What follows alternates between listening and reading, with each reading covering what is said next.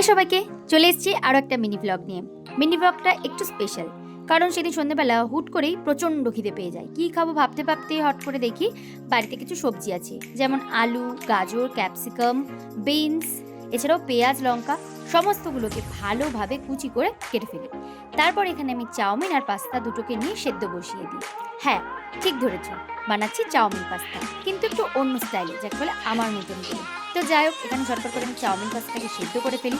তারপর আমি তেলটাকে ভালো মতন গরম করে যে সমস্ত সবজিগুলো কেটে রেখেছিলাম সেগুলোকে একে একে ভেজে দিলাম। এরপর আর কি নুন, তারপরে বেসিক যে সকল মশলা সেগুলো দিই, এছাড়াও বেশ কিছু সস অ্যাড করি যাতে খাবারটা খেতে আরও বেশি টেস্টি হয়। তারপর আর কি দুটো ডিম ভুজি করেও এর মধ্যে দিয়ে দিই। তারপর এই চাউমিন আর পাস্তা যেটাকে আমি সেদ্ধ করে রেখেছিলাম সেটা এর মধ্যে ভালোভাবে মিশিয়ে নিই। খেতে অসাধারণ হয়েছিল, তোমরা প্লিজ একবার ট্রাই করে দেখতে পারো। আশা করছি তোমাদের খুব ভালো লাগবে খেতে। তো চলো, ভিডিওটা এই পর্যন্তই। কেমন লাগলো জানিও। বাই।